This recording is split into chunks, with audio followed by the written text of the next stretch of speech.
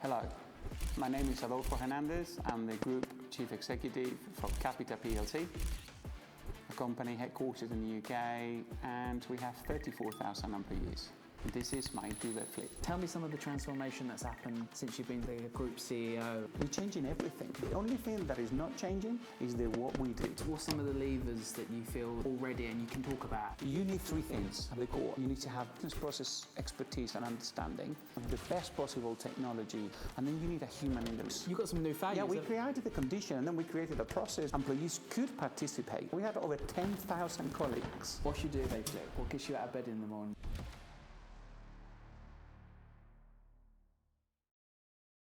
Hello, my name is Adolfo Hernandez. I'm the Group Chief Executive for Capita PLC. It's always good to be getting ready to sit down with Jack.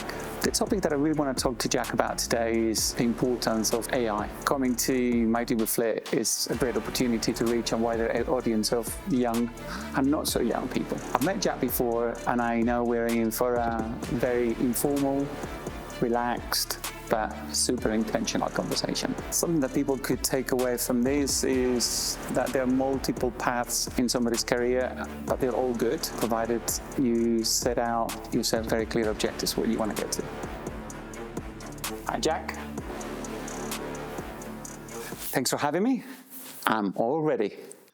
Welcome to my Duvet flip. How are we? Thanks for having me. Doing okay, actually. Thank you. Good to see you. Good to see you as well.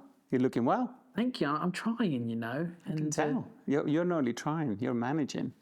Very true. Yeah. Very true. I want to start here. First job. Tell me about it. Because I believe where you start has a big impact on the things you do next and all the way to becoming the Group CEO of Capita. So tell me where it all started. Yeah, I mean, it was not linear, right? My first job was behind a bar, serving drinks, evening shift. When I was younger, when I was sort of doing it in parallel to my studies at university. So interesting. You get to see very different people.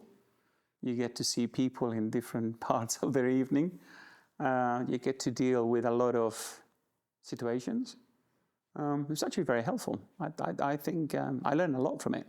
What did you learn the most? Well, I think it's how you handle people, that particular when they've had one or two too many, and then obviously you have to avoid confrontation. You have to just get the evening flowing. It is a business, after all, but also looking after people who needed to be looked after. So some very basic things, but things that there was a time I was probably learning more behind the bar than I was learning at university, right, in terms of life skills. That was probably my first, and I did that for a few years. And why did you do it? Why did you not just say, I'm going to try and get through my uni and then I'm going to work it out? What was it in you that made you want to have the work ethic? I could. Because I could earn some money. I could just take a bit of financial pressure from my parents. I could be independent. I could achieve something. I didn't want my studies to suffer as a result, but I thought I could. I think I had the work ethic. It's also I'm a sociable person. You meet and you talk to a lot of really good people as well through that. So it just became I wasn't going to say an easy thing to do, but something I could do in parallel to my sort of more other professional stuff, and obviously made me independent. So if I wanted to go and study and do things that needed a bit more investment, I could do it. Do you think it made you a better communicator? I wouldn't say it made me a better communicator. It made me better at dealing with people. When you're doing this conflict, it always takes two people to engage in the conflict. How to react or underreact, when to lean in or when to lean out. So there's a lot of very basic things of, how to diffuse a situation, how when somebody just need to be heard, right? They don't need you to say anything. So there's a lot of very basic human communications things. I don't think it made me a better communicator. Sometimes it made me a better observer and quick on my feet to react to people's behaviors, for sure. And being an observer when you start on your career, how important is that? Or how is it important from starting your career to CEO? Is observing important? I think you learn in everything you do, right? You learn obviously behind a bar, and you learn if you work in a shoe shop. Anything that you do that is customer service, you learn for sure, and those are skills that you can sort of take with you later in your career. Similarly, you learn when you do something a bit more theoretical, or you do a bit more engineering, or you're in the tech problem solving, you also learn. So the important thing is whatever you're doing, make sure you learn and you bring it with you. It could be a hobby, right? You do anything in your hobbies, and I used to do triathlon many years ago, and I learned a lot about business, resilience, planning, determination, from something like doing triathlons. You go out there and you do any other team sport, you learn a lot about team sport. That is not that different than managing an executive team, right? Making sure everybody understands what the strategy is. So it's all about learning from everything that you do. And if you're curious, as I am, and you like learning, every day is learning, from the first job to the last day you do your current job. Where did being curious come from? Was it just Was it just in you, or did you have to develop I think you're born curious, or you're not born curious. However, I was lucky that my parents and my upbringing was one of, you will be curious, you will read. And there's times in life where you were curious and you would happily read, and then there was times in life where you maybe wanted to do something else, and I needed encouraging from my parents to read.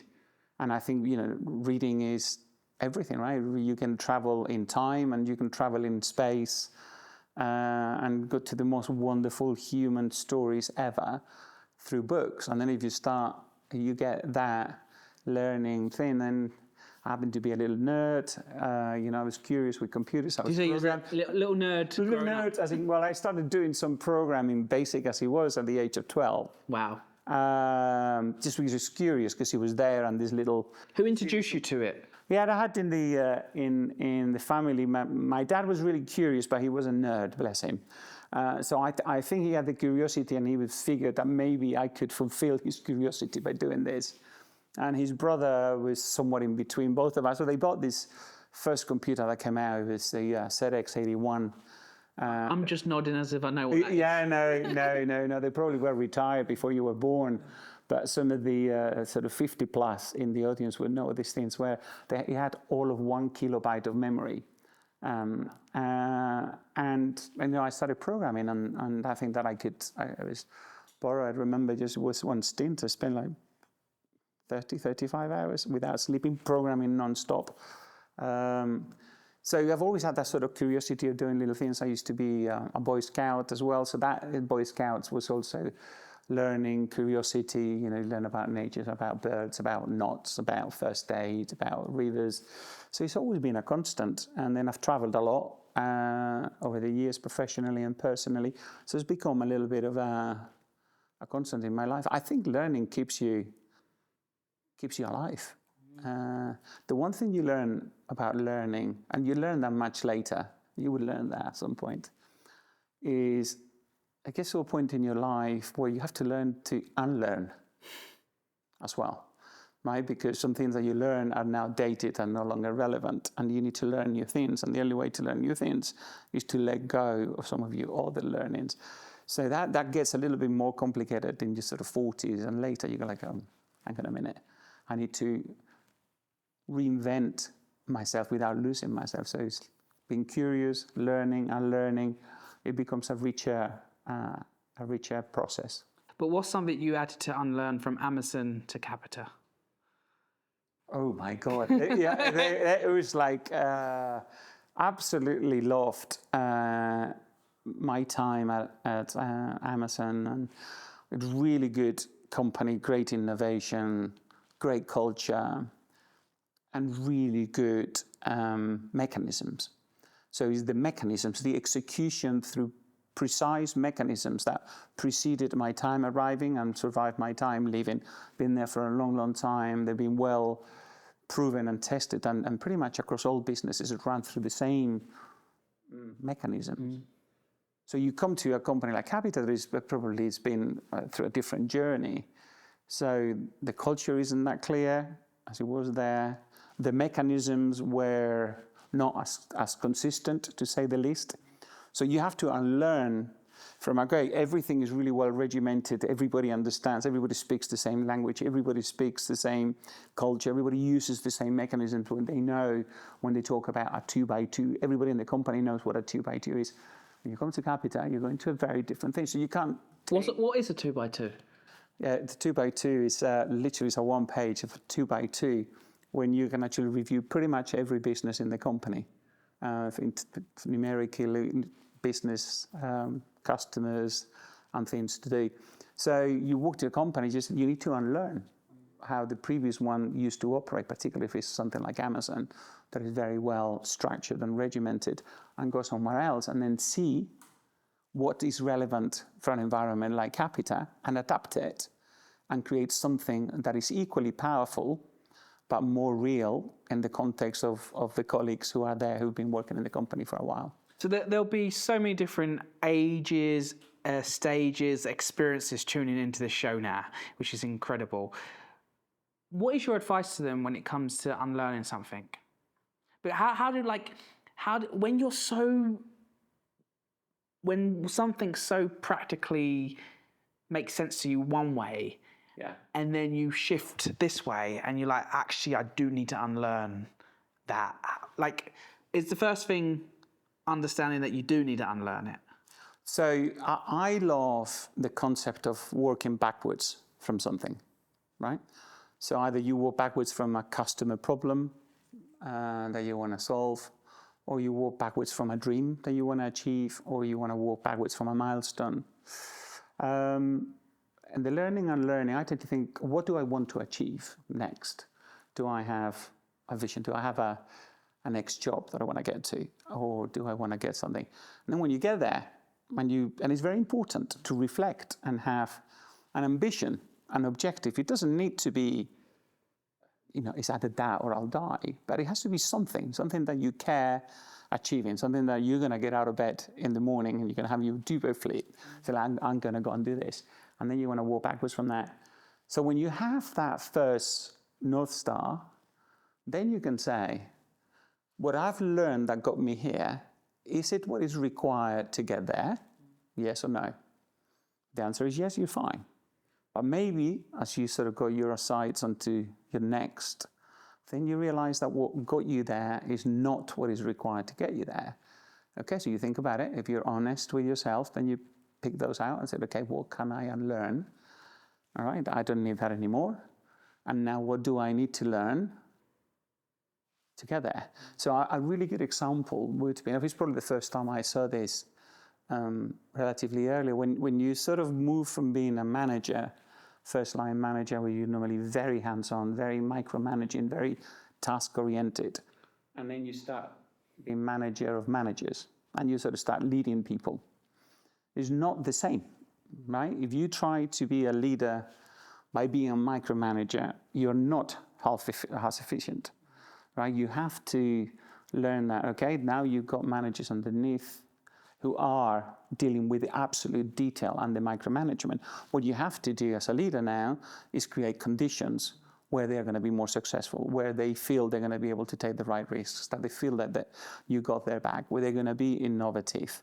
So you have to unlearn what you learned before and try to learn things, skills, behaviors that I didn't have, right? So you acquire them, and you can't acquire new things without letting go of others. Absolutely, I love that. And what are some of the leadership conditions that you have in place that really help you lead the leaders, who then lead the managers, who then lead the managers?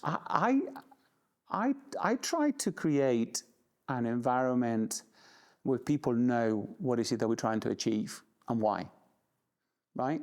I think it's very important that everybody who works with you can understand the what, the why. It's really, really hard, right?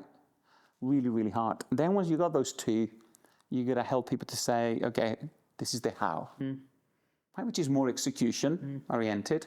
And then you're going to have the when, right? And then you're going to have the how much. And then who? And the who's, right? So you've got to walk down that sort of chain. But the beginning, the what and the why, is arguably the harder, because you're trying to sort of smell the wind.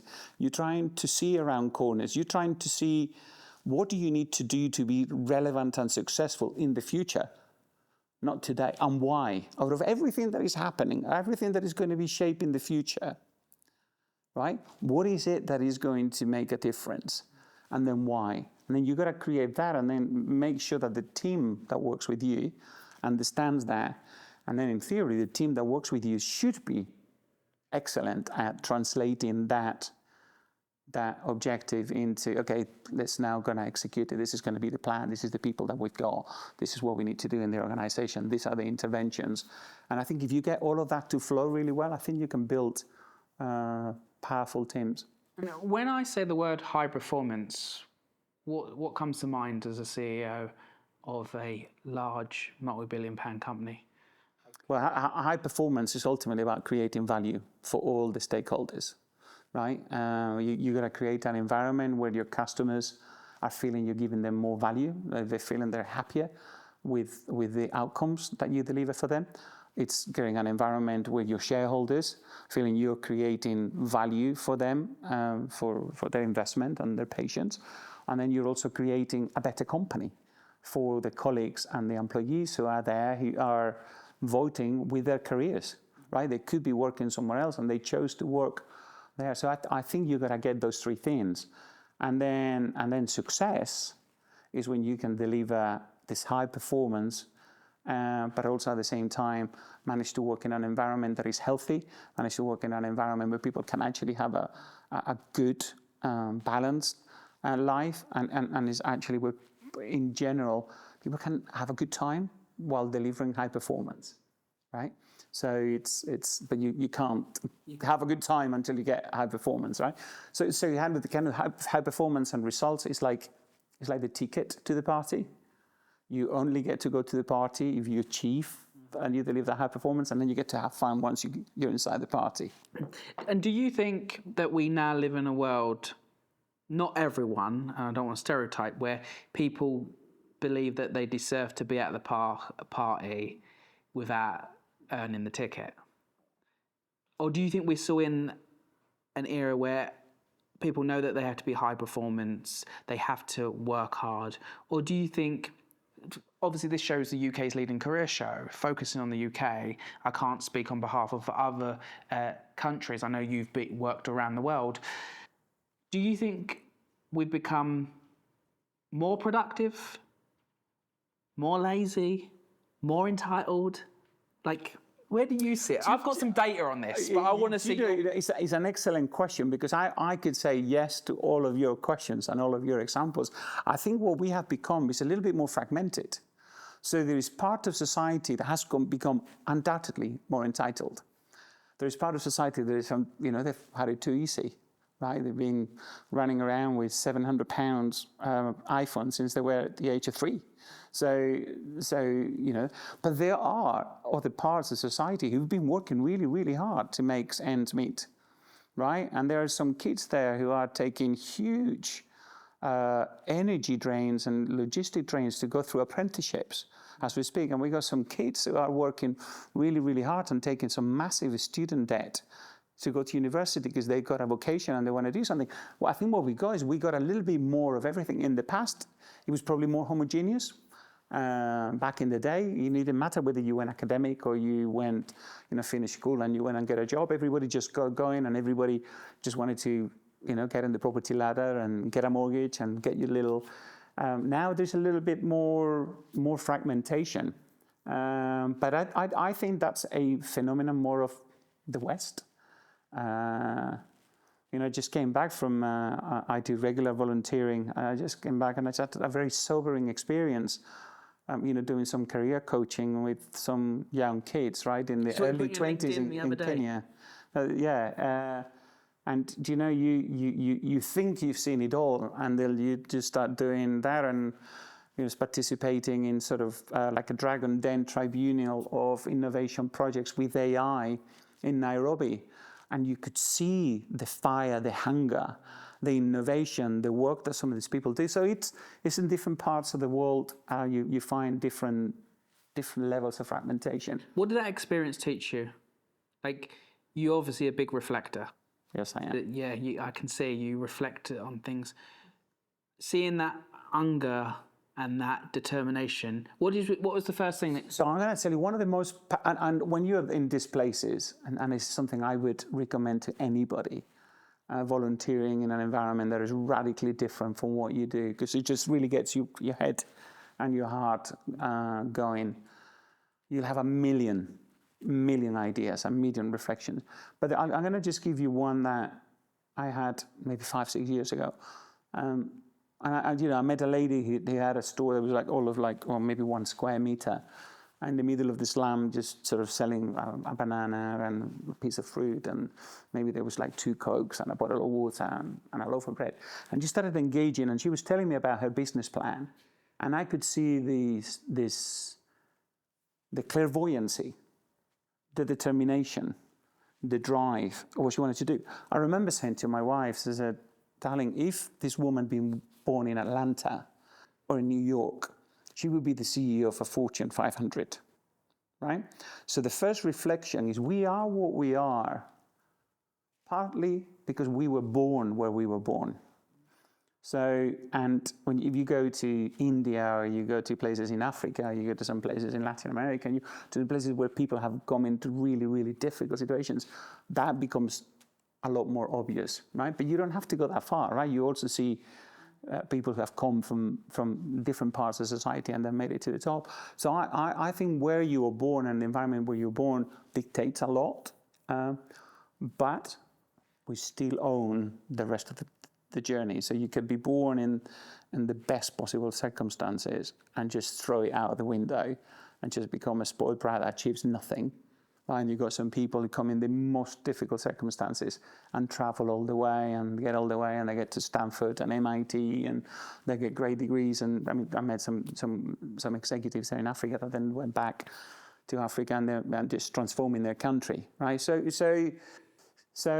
yeah, origin defines a lot, but we own the last. So where you begin doesn't determine where you end up? Totally not. Totally not.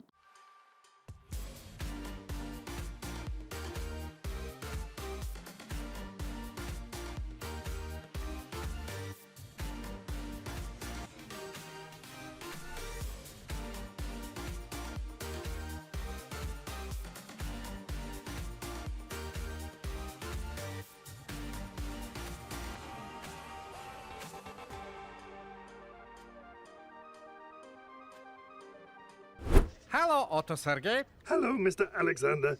Are you looking for a credit card? Oh, he's good.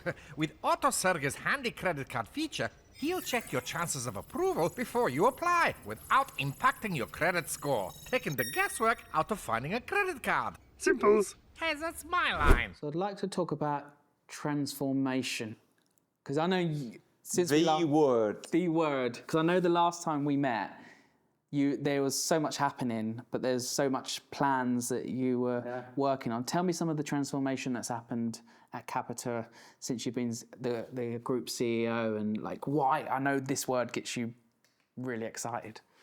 But if you look at what we do, right, we're part of the fabric of society. So if you look at the millions of pensions we pay every month, if you look at the vulnerable citizens we look after on behalf of councils and financial institutions, if you look at the work that we do training our sailors on behalf of the Royal Navy, etc. So everything that we do, sometimes people don't know that they're dealing with Capita, but it's part of sort of what keeps part of the country running. So there isn't anything fundamentally wrong or needing to transform what we do. But the opportunity to transform came about the how we do it, right? So we've been looking very, very heavily into how can we inject AI into the core of the service that we are provisioning? How can we inject AI to improve the quality of service, to improve the response time, to make it more efficient, to get more surveys, to get more assessments? How do we get that throughput to improve? And then to also just to do it in a way that is more efficient. And so it's kind of like asking the sort of what if question in everything that we do. Service by service, what can we do here to improve? And start from the service and from the customer. What is the outcome that we have to deliver on behalf of the customer? And then try to put there new data models, new agents, new capabilities, co-pilot, whatever the mix might be. And then in doing so, what do our colleagues need to learn? Right? How many should we offer digital apprenticeships? How many should be given AI training? How many should be given data training? What projects can we do? Where should we be doing investment in tools so that they can actually make it work? And then in doing so, we're also seeing that the company needed to change. So what culture do we want to build? What principles do we want to have? What values? You've got some new values. Yeah, we created certain new values, and the beauty about these new values, it wasn't Adolfo Hernandez and the executive team creating what the new values should be. We've created the condition, and then we created a process where employees could participate and defining those. And we had over 10,000 colleagues who have actively worked and cooperated. Wow. Right, and created the 4 new values that collectively they thought is what is required to operate in this culture. So literally, we're changing everything. We're absolutely changing everything. The only thing that is not changing is what we do, which is we solve really complex problems on behalf of large institutions, being private sector, public sector, and we do that injecting technology and having humans in the loop. So that hasn't changed. Everything else in the company is changing. Everything else is transforming. Everything else, it's on an improvement plan, because it doesn't matter that we've been doing it the same way for the last decade. Everything can be improved, and everything that can be improved should be improved. And the best way to get there is with technology. And tell me a little bit about the values. So there's 4 new values. What are they? And Customer first, right? Fearless innovation. It's achieving together. Everyone is valued. And which one's they're all your favourites, but which one do you really drives you forward? Is it like if you were asking me to choose between my 2 daughters? No, I know. You can't. Talk to me a little bit about what values today that has really been at the forefront of what you've done. Everything. Because when you do a transformation, what changes is what lever you're playing at a given moment in time. But you have to play all the different levers. You can't transform the company by just doing one thing, right? Or the other. You have to do a little bit. You have to trim the cost base, but you also have to fix the basics, and you also have to invest in the future. So 1 week or 1 month or 1 quarter, you might be a bit heavier on one side than on the other.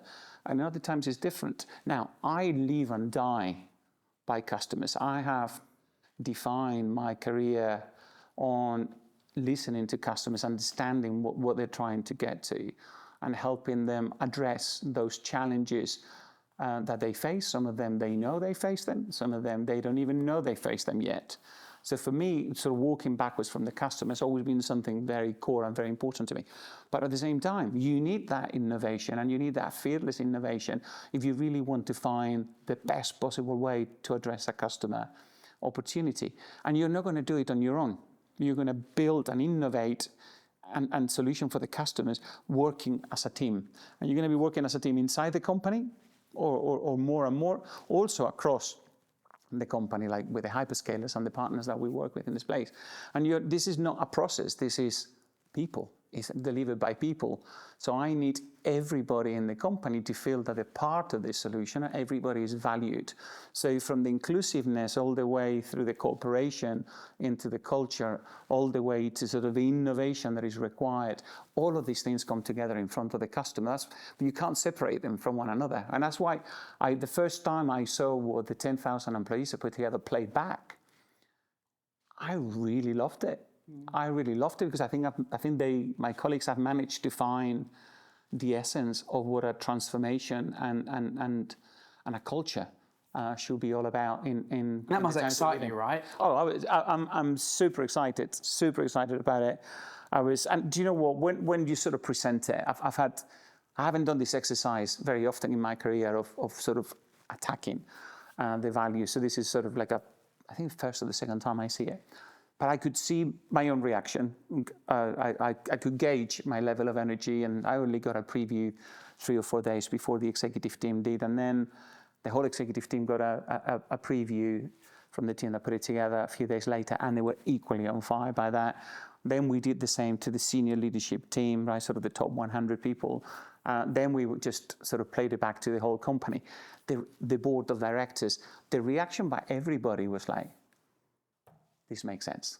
These really make sense. And we've been doing all the other difficult things, right? As well, we've been cutting costs, we've been restructuring, but the fact that we're also now introducing these things actually feels like it's helping us rebalance the model in the place. Yeah. What do you think is going to be the invisible success on parts of the transformation you've done as Capita drives forward?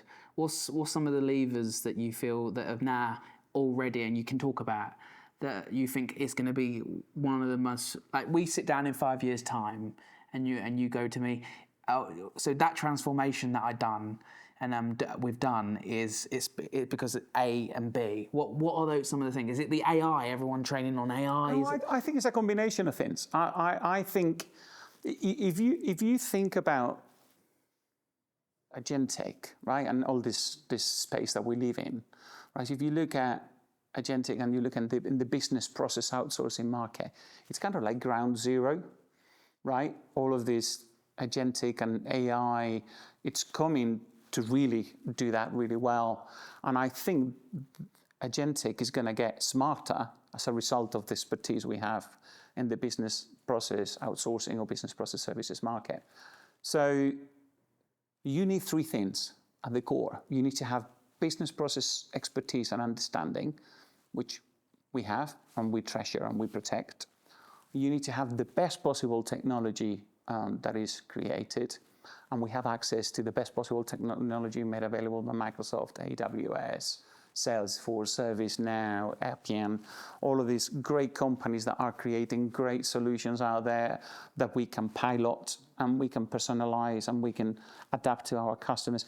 And then you need a human in the loop. For the foreseeable future, we believe that you're going to need a human in the loop that deals with some of the ethical considerations, who deals with some of the empathetic part of the work. There's some decision making that needs to be made. So we believe that relationship building, the combination of these 3 things, if we do that well, and we will do it well, it will set us apart in terms of delivering the best possible outcomes. I just want us to be the business process solution services company that does this combination the best in the markets where we operate. I love the passion, and I can see so much has gone into it since we last met. We've only got time for one more question. Are you ready? Always. What's your duvet flip? What gets you out of bed in the morning to flip the duvet? Making a difference, achieving, learning. Do you know, life's too short for it to just sort of be the same. So, you know, sometimes it's a challenge, like the one I've got in my hands at the moment. It gets me out in the morning. You know, it's complex. It's a lot to be done, but it's super exciting because we're making a difference in society in so many areas. And when there are challenges, we've got to go and address them. And there's opportunities, we've got to go after them. Sometimes is, you know, being able to make a difference to myself, some of my own challenges, you know, physical challenges. I think I told you I was teaching myself how to play the piano. I continue to doing that. That's stretching me. It's making sure that when I go to bed the next day, I've achieved something since I got out. So every day is a little bit of an adventure in terms of achieving something and making a difference. You know, so sometimes it's in volunteering. And every time I speak to you, you're always fascinating. You always fascinate me because I'm at the start of my career and I'm trying to grow and learn for it. You're just fascinating. You're just brilliant. Listen, thank you for that. Advice, one day at a time. You know, when you tell a career from my vantage point, everything seems to make sense. It looks like I had a really well thought out plan. I didn't. Right? As you move forward, you move forward, you move forward. Just make the difference every day. Focus on, you know, being a decent colleague. The people keep learning, stay curious, make a difference, chill, sleep, have a good time, and start again. I think before you realize you have a 25-year career, and I am 100% convinced you'll do very, very well. Thank you. And thank you for joining us on the show. Thanks for having me. Best of luck. That was cool. Enjoy that? Yeah, it's good. Really cool.